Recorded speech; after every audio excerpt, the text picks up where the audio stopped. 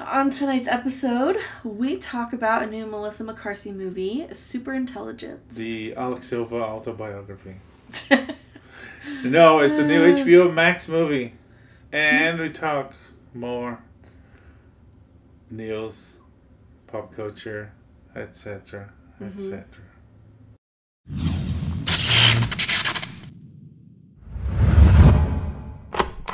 First of all, happy Thanksgiving Yes. to all of our American viewers. Tonight is Black Friday. Yesterday was Thanksgiving. And we thankful for your company and audience. And we hope you had a good time yesterday, today. We hope you had turkey and had fun with family. Yes, we sure did. Well, we had fun with each other. No big gatherings this year, but we ate too much food. Terrific meal, yeah. Oh, stop. Yeah. You. And you know, it's a holiday, so we hanged. We watched some Thanksgiving movies. Yes, there's some, very few. Like Thanksgiving adjacent. Yeah, well, some of them. Planes, Trains, Automobiles was very Thanksgiving. This is true. Yeah. But what was the other one? You've Got Mail. You've Got Mail. Sort of Thanksgiving. It's your turkey. Yeah. That's it. People eat some stuff. Yeah, and there's like this fancy New Yorkers Thanksgiving, so it doesn't look like it's Thanksgiving. It looks like a fancy dinner party. Yeah. Yeah. We eat Thanksgiving off of paper plates because that's how we do. So yeah, happy Thanksgiving to all, and to all, a good night. Gobble, gobble, gobble. Okay, part of our festivities was watching Superintelligence. So this is a new HBO Max film starring Melissa McCarthy. And I thought it was delightful. It's another Melissa McCarthy where she's directed by her husband, Ben Falcone. He has a small role. He does. As a super spy for... Did they say as FBI or CIA? Secret agents. Yeah, it's something like that. I don't remember if they said. But yeah, so the premise is pretty simple. Melissa McCarthy is just like a nice, average human being who used to work... she lives in Seattle, used to work for Yahoo, but left the corporate world to do things that fitted her ideals and principles, like work for animal shelters and nonprofits and environmental things and things like that. And so she's just living her life, and then one morning a super artificial intelligence contacts her and basically tells her she's been chosen to help him study humanity, and he's going to take, or it is going to spend the next 3 days deciding if it's going to enslave humanity, help humanity, or eradicate humanity. Yeah. Based on her spoiler for that. Yeah. Yeah. The Superintelligence takes the voice of James Corden because she likes James Corden. Yeah. And yeah, so he's the voice of the Superintelligence doing all this Machiavellic crazy plan. So to be clear, James Corden is not the Superintelligence. This is not meant in any way to defame his intelligence. I'm sure he's a very smart man. Maybe not. But the Superintelligence is not James Corden. It just sounds like James Corden. Yes, it sounds like other people in different parts of the movie too. It sounds like Octavia Spencer. Yeah. And I couldn't find the credits for the bad guy when it becomes like bad. Really? Because it sounded familiar. Yeah, but me too, but I couldn't. Oh, that's too bad. We got back to that. But so it's funny, but it's I don't know. It's not hilarious like what's the one that she's a spy? I can't remember. I don't think I saw that one. I can't remember, but like Bridesmaids, I feel like is a role of not, hers that's just straight hilarious, and this one's not. Yeah, this one is more like. I don't know, it's the second HBO Max comedy that I feel like it has a lot of comedic elements. But I don't know if I could call it a full-on comedy. No. Because it's more like, I wouldn't call it a drama, but there's like romantic elements and there's life making decision elements. The other HBO Max comedy with Seth Rogen, there was it wasn't also hilarious. The American Pickle. American Pickle. But that one was more like, I don't know. I was borderline drama and with a lot of comedic elements. This was less drama, but it was fun. It was very fun. There were strong elements. Well, yeah. So what happens is this AI, like it picks her and it plays on the whole Internet of Things. Like everything in her house is somehow connected to a network, and so like she's got smart speakers and her rice cooker and her coffee maker and everything. So this AI can talk to her and follow her wherever she is. So it gives her $10 million, gets her this amazing penthouse, buys her a Tesla, and then tells her she needs to get back with her ex-boyfriend, Roger. And so it arranges a chance meeting. George, did I say Robert? You said Roger. What is that from? It's George. It's George. Yeah, it's George. Anyway, there's a dude, and she can sit down with him. George portrayed by the Bob Cannavale. That is weird because he's usually is the tough guy with the Italian accent, but in this one, he's kind of like a. I don't want to call him idiot. He's kind of like a nerd, a creative writing professor that likes to travel. He's like, he's not the tough guy that he's in every other movie. And the accent is gone too. He's kind of like I don't know, almost like George McFly. It's like, buying trash bags and smelling the trash bags. And like he's a really sweet dork. Yeah, that would say. Yeah, because he's a professor. Like he is a writing professor, and he's got this fellowship. He's going to go be a visiting professor at Trinity College in Dublin. And so for him, he's only got 3 days. He's like, I'm going to Ireland in 3 days. And she's like, oh my gosh, the world is going to end in 3 days. And so that relationship is how the AI is kind of exploring, looking at humanity.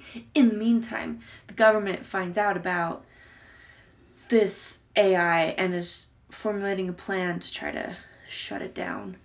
And so she keeps getting grabbed by Secret Service, CIA, FBI type people, one of whom is Melissa McCarthy's husband and the director of the film. And so she's getting torn between these different influences, and she's got to navigate that. And that's where all the emotional drama comes in. But it's really lovely. Yeah, at the end, it was all planned by the superintelligence. Even the fact that the government find out, and it was plotting to the plan. The government's plan is to shut down everything, the power on everything, the planet, the networks, and everything, the planet. And the AI planned that, so once they would shut the power, they could not bring the power back. Mm-hmm. So we'll send back mankind to Middle Ages or something like that. But Melissa McCarthy proves to the AI that mankind has something worth saving.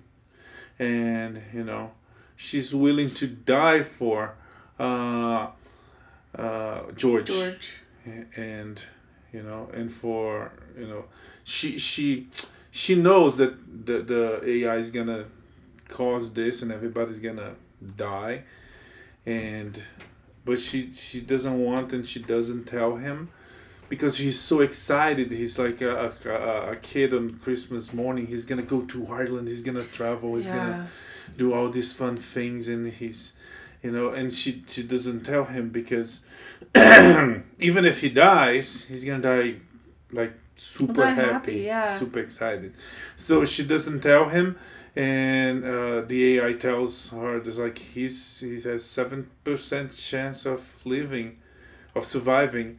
And you have even less. It was like, but at least he's gonna die happy. I'm not gonna destroy his last moments. And that changes the AI perspective about mankind, and it backs up. It changes back and gives mankind another chance. And on this hilarious joke, the super intelligence, the AI, pressures the American government to hire Melissa McCarthy to be this czar of good things, to do good things. I thought it was hilarious, like big tech imposing a cabinet position in the U.S. government. But what else? I don't know if there's anything else. The movie. Sorry. Sorry. The movie is PG, right? I think so. It might from have beginning to end is no. I think it's PG. Yeah. And which is very interesting because they kept really clean. Even there's some make out, but it's like from the other side of the street, and then the blinds close. Yeah. That was a good comedic moment. Yeah. And also weird because the director is her husband, so it's okay, Bobby, kiss my wife. Come on, more passion. Yeah. So kind of kiss her more. Yeah, he directed her in some of the films. I think he directed her on The Boss. What was the other one? I can't remember. But yeah, sorry. Movies that we didn't see, but this one is fun. It's on HBO Max. If you wanna chill and watch something funny and a little bit brainy, yeah, you should go watch it. Yeah. Yeah. I recommend it. I don't know. I made me think this one and the other one. maybe this is the future of comedy. You know, because if all the PC police and autocorrectness, it's like you can go to places, funny places, like Eddie Murphy used to go, Sure. or stuff Seinfeld did on the show. Mm-hmm. I mean, Larry David can, but he's not going anywhere. Yeah. Until he dies, I don't think he's gonna change. He's gonna make fun of the changes and yeah. But so the one with Seth Rogen, this one is like maybe is that old joke of Amazon comedies? They are not comedies. Sure, like at the what is it, the Emmys? Emmys and Golden Globes. Where like the best comedy is actually a drama. Yeah. Yeah. But no, we'll see. Yeah, hopefully not. Hopefully we're gonna have comedy for the sake of comedy, with pies in people's faces, people falling erratically and hilariously. Okay, but that's it. Super Intelligence. You should go check on HBO Max. Okay, turning now to Disney Plus. This week's episode of The Mandalorian. It was so exciting. Yes, it was. The episode was called. I don't know if did I talk about this last week or I just told you? Yeah, so we found out like a couple days ago. There were rumors that the episode would be called. I've been hearing this since last week. Oh, I didn't wanna speak. I did speak to you. Yes. But I was hesitant. I didn't want to spoil. Yeah. But I mean, they've been teasing this forever, so. So the name of the episode was The Jedi. Now, I had assumed that we wouldn't see Ahsoka Tano until like the very end. Of the episode? Of the season. Or the episode. I don't know, I just thought this was like a big thing. No, they expanding. They want to milk it out, but they expanding quick and deep. Oh, spoilers. AT dubs. Oh, we always still under spoiler. Oh, okay, we're still. That's good. But that was my fear in the beginning of the episode when we saw her with her lightsaber, which sounds different. It sounds cool, but it sounds. Did it sound different? The when she's holding the lightsaber, when she's not spinning around. Yeah. The static light sound is different. Interesting. It's I didn't pretty notice cool. that. It's very unique. Yeah, okay. you should check that clip. But I was afraid that they would show her there and then they would like skip that for the entire episode and then go back to something else. Oh. Which wasn't the case. It was good because she was there. She was important, and her participation expands on that part of the universe in ways that. Connect to the old Star Wars canon, the new Rebels shows, and classic character that died with the canon, but it was able to come back to life by the hands of Dave Filoni and the crew of Star Wars Rebels. And now on The Mandalorian. Filoni that actually wrote and directed this episode. Oh, of course. That makes so much sense.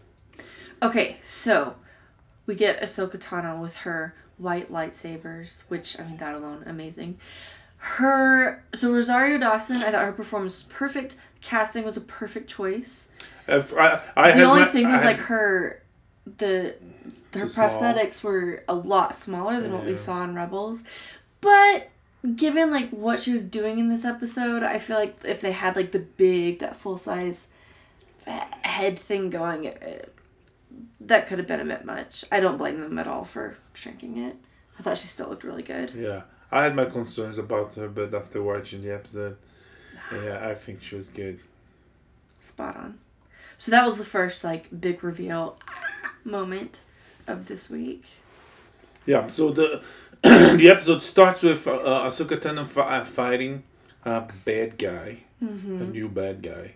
She gets to the walls of this village, and she fights a bunch of bad guys, and she talks to the main bad guy. Is actually a woman. She's the magistrate of this village, and she tells her, it's like, I want information, and sorry, I want the information, and I'll give you 1 day, and yeah, I'll be back for you. And she leaves. In the meantime, Mando and the child arrive on the Razor Crest and go into the village to try to get information, looking for Ahsoka.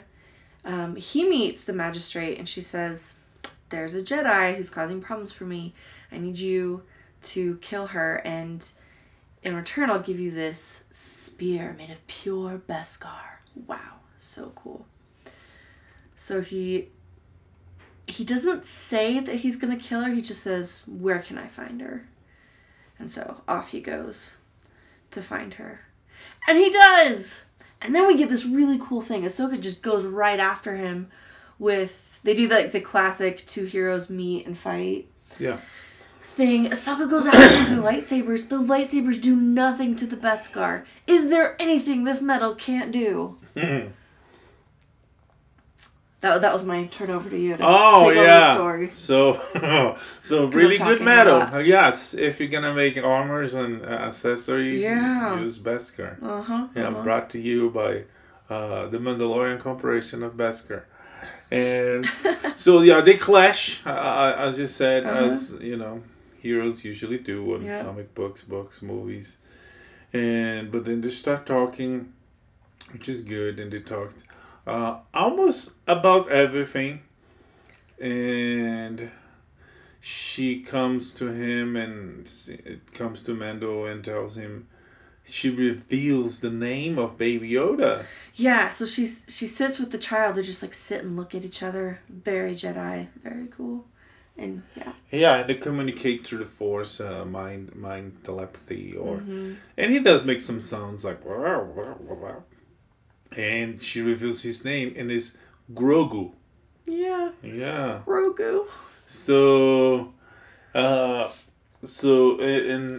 they do a little Force training test with him, and he's not able to do it for her, but he does it for Mando, and she said, I can train him. He's too connected to you. His connection could easily take him. She doesn't use the words dark side, but she could take him to the dark side. You know, I've seen that happening before with powerful Jedi, with a kid this young. Anakin. Yes. She was talking about Anakin.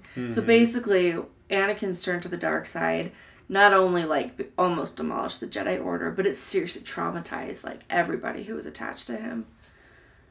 Because Yoda was the same way when he met Luke. He was like, nope. Yeah.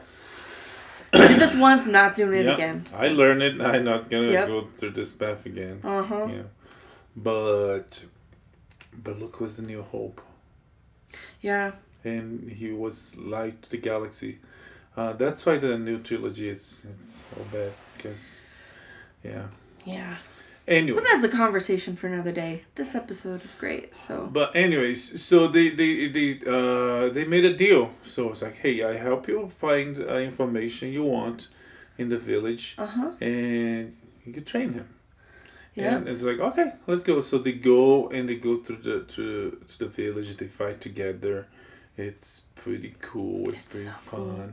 A Mandalorian and a Jedi. And they finally, Ahsoka meets with the bad girl, with the villainess, and in this Japanese type of garden, a la Kill Bill, they very much so. They clash in spear versus sword, spear versus lightsaber fight, and they fight. Ahsoka loses one lightsaber until she finally put it in reverse, and that's when the fight begins. And boom, boom, boom, so and she wins. And she asked the bad guy, "So tell me, where is your master? Where is Grand Admiral Thrawn?" I'm sorry if you're listening to this and we destroyed your ears. Oh my gosh, we lost it. I was overthinking. I was like, it's like, who is this master? She thought it was. I was thinking, like, is this our tying back to Moff Gideon? I was like, it's not Gideon. I was thinking Maul. I was like, no, Maul is dead. He's dead too many times. It can't be Maul. And I forgot about, of course, Thrawn. So far from my mind. I was not thinking that at all. But I wasn't too. But it's like it was so dead because Filoni is the guy that brought Admiral Thrawn back to life, because he was. When Disney bought Lucasfilm, they decided that the old canon, the old expanded universe was gone. It was no more. It was not connected. It was called Legends. And Filoni said, no, I like this guy. And he brought him to Rebels. And yeah, he brought him. He brought, what's the name of the guy that in the book kills him? Ooh, Roku? No, it's, Oh, no. I can't remember. But that race of people. Yeah. He speaks like this. I assume he speaks like this because I listened to the other books. And yeah, well, he describes it as like these gravelly voices. I don't want to think of Klingon names, but yeah. Yeah. Anyways, so he brought Thrawn in his almighty intelligent power, and there's a super intelligence for you. And he was like arrogant, it's like in the original books he talks about Pete, how could you lose? You had the power of the Death Star. Anyways, he's back into the game. Yeah. And if Thrawn is back, Ezra is back too, because they got lost together. Yeah. And so that's true. Filoni is bringing his people to the show, which is cool because he created some pretty cool characters. We saw that with Bo-Katan. He did. He already did that with Ahsoka Tano. Now with Thrawn. Who else? Did he do someone else? So far was it, right? Maybe. Nothing's coming to mind. Yeah. But we could see Satine. We could see Hera. Yeah. Yeah. Or even the big guy. He's got Zeb. Yeah. He wasn't that interesting to me. But yeah. But yeah, we could see him. So yeah, and then. And maybe Kanan died. Kanan died. Yeah, I remember that. Maybe Ezra's gonna be the one who can take over and train. I don't think so, because that's how the episode ends. So after she clashed and freed the village, and they got together, and she says, I still can't train him. I don't think it will work, but you can take him to this planet. Yes. Which sounds a lot like an old Jedi temple, like really ancient Jedi temple. Yeah, there was an ancient. Where he's gonna sit by this rock, and they're gonna show the future, and gonna tell. I wonder if it's one of the planets that Ezra went with Ahsoka, Maybe. Past, future, and all that. Yeah, I'd have to look it up on Wikipedia. But and that would be awesome because but yeah, maybe they will meet Ezra there, some old Ezra. Yeah, because he said she said you place him at this point, and if he reaches out to the Force, there's a chance that another Jedi would hear him and sense him and then come. to find him there. Yeah. So Mandalorian is gonna get deep into the Jedi mythos, which Filoni does really well. He did some awesome episodes in Clone Wars, yeah. and Rebels. You know, the sister and the light sister and dark brother and the Heavenly Father, whatever. What was his name? And future, past, and things that was never done in Star Wars, and he did it really well. Yeah. In a very, very concise way. He didn't try to be grandiose, but he tried to be he done simply, but he done greatly. Yes. Yeah, with a big impact, at least on our knowledge of the mythology. So that's how the episode ends. So Mando and Grogu is gonna go to that planet next. Yeah. And we hope we see Ahsoka again. I think we will. Yeah, I mean, maybe not for a while. She called the main bad guy. Yeah. And you don't drop something like that and then just and nothing happens. Yeah. Something's gonna. And as we saw last season, all the characters he meet, eventually he might meet again. Mm-hmm. For good or for bad, poor tiny guy, I can't remember his name. He ended up dying next time they met. But there's a connection between Thrawn and Gideon because those dark trooper droids we see on the last episode. I think we saw those with Thrawn on Rebels. Oh. Yeah. So yeah. That's it. I'm gonna have to rewatch some stuff. Yeah. But, that's it. Watch The Mandalorian. First 2 seasons. First season is full there, and the second season has 5 episodes. Okay. So some pieces of news. Hey, do you have a PS5 yet? No. Oh. Black Friday was a bust. It was a Black Friday indeed. Yeah, we couldn't. Yeah. Walmart said, we're going to have some Wednesday. In 1 minute, they were all gone. So people claim the bots are buying it. There was some news in the UK that a group bought, I want to say 3,500. Yeah. Using bots to scalp, to resell for profit. Yeah. And nobody else had it. But good news. GameStop had some. They had 2 each store, so people that bought it had to sleep literally for days. Some people 2 days, some people 3 days, and so no PlayStation. But Sony said that there will be more before the end of the year. Let's see how many more. Maybe 4, maybe 5. That would be a nice Christmas present. It would, but yeah. Okay. We've got some news about The Flash. Oh yeah, the Flash movie. David Muschietti, I think that's another director. Sounds right. There are some rumors that Lena Carter would be involved now. Wonder Woman. Oh really? Yeah. It's gonna do with the multiverse. Yeah. So, yeah. Oh, that's a nice way to bring that in. They've already done that with the other Flashes on CW. No, Wonder Woman. No, not Wonder Woman, but multiverse. The other Flashes. Yes. Like the actors from the old show. Yes. Being, And even Ezra Miller showed up. Yeah, exactly. Yeah.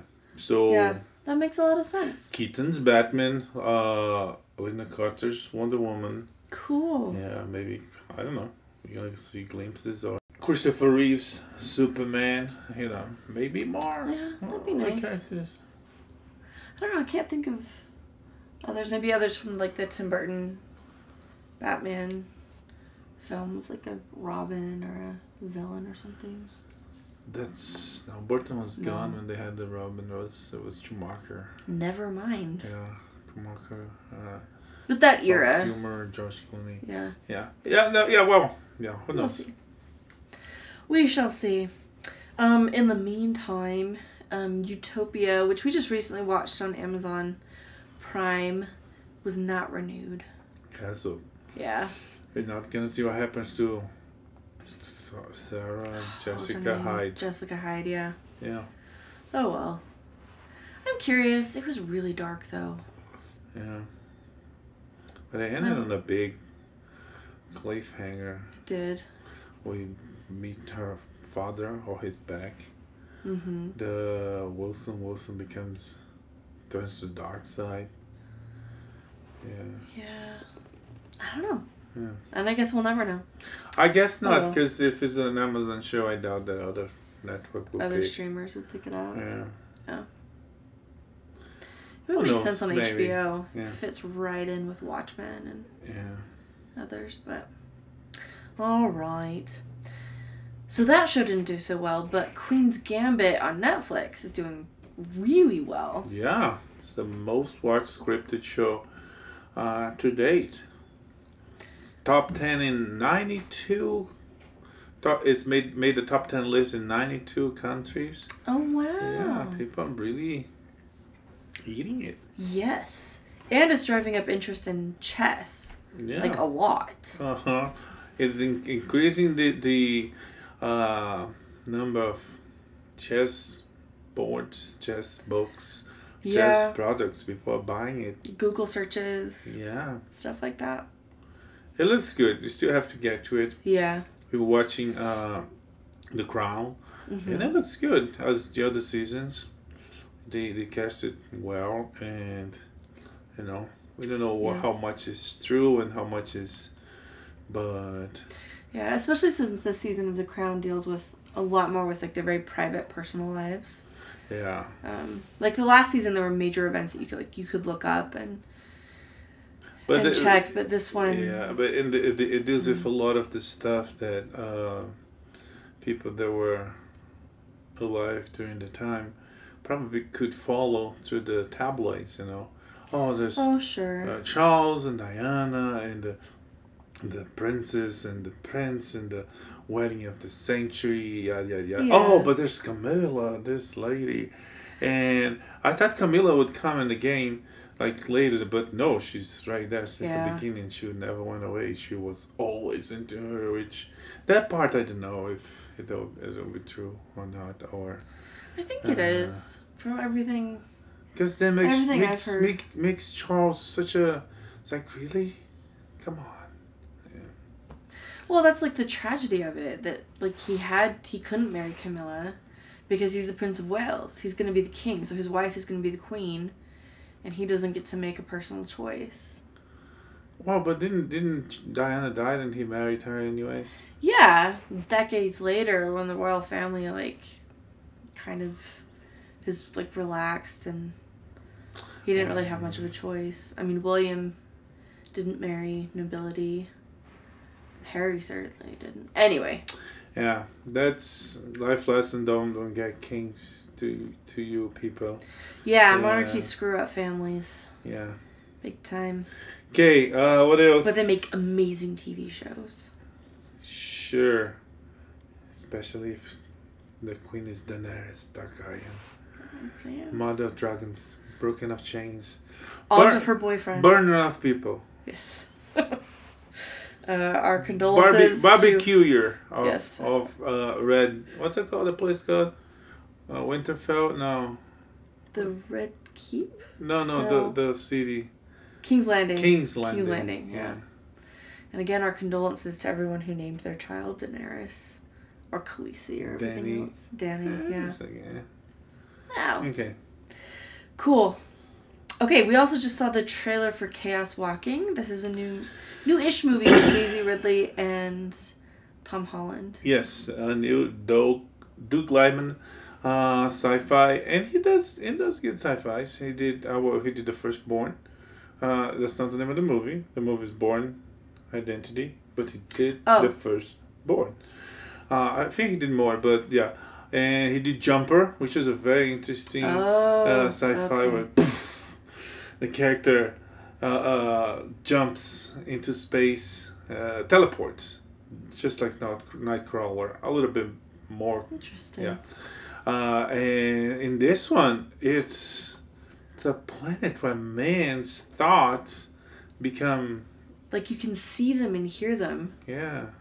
they call it the noise, and so they have this colorful sort of hazy light show thing going on around their heads, and you can hear their thoughts, but it's only men. So Daisy Ridley crash lands there. And she's the only woman. Yeah, because all men are dead. There's the little men like hunting her. They are like really horned. Yeah, but like that's not why they're hunting her. Everybody wants to kill her. And, yeah, they are afraid of her. Yeah, it looks interesting. It does. And again, very as dystopian. I said, Doug Liman, I liked his previous works. Mm-hmm. Yeah. So yeah, we'll see. I look forward to watching it. I feel like I heard they started Mads shooting Mikkelsen is just like this, yes, the villain wearing this like pimp kind of coat. I wouldn't say pimp so much as He's wearing frontiersy. He's wearing a hat and he looks just like Kramer Pimp on Seinfeld. Sure, if he's in the middle of the city, but because he's all like scarred and in the woods, there's kind of a Western aesthetic going on. It's not pimp, it's frontier. I don't know. I'm pretty sure after the older woman died, you stole that from a dead woman. You think so? Okay. I guess we'll find out. I heard that they shot this film like 3 years ago or something. Really? Yeah. I didn't know that. Like that's why I said it's new-ish. Like, it's been a while. Okay. And it's been in the works for a while. But well, so it means the movie is all ready. Yeah, I guess. So as soon as the situation improves and theaters reopen. Yeah. Okay. Yeah. All right. Anything else? No, I think that's it. We see you next week. We're probably gonna start watching some holiday Christmas movies, including the classic Star Wars Holiday Special and a new one. Yay. So, and among other Christmas movies, there's a lot of Christmas movies out there. Yeah, Netflix has put out a bunch. Yeah. This is a fun new tradition. I think the Netflix Christmas special. Oh yeah, it's like Netflix they've done some good ones. Is going to Lifetime? It's going to the Hallmark. Lifetime Hallmark. Yeah, but they've also done some good ones. Klaus got Oscar nominations. Oh yes, yes, but they also had like Switch, what they call it, the Princess Switch. Yes. The Christmas Princess and stuff like that. Yeah. Vanessa Hudgens, that's her name. Yeah, the girl from the musical High School Musical. And this year there's a Dolly Parton Christmas special, which looks so bad but so good. I can't wait to watch it. Yeah. By myself with dessert. That's it. So we see you next week. Thank you for your company and happy Thanksgiving and happy week. We see you next week. Okay. May the force be with you. Live long and prosper. Bye. Bye.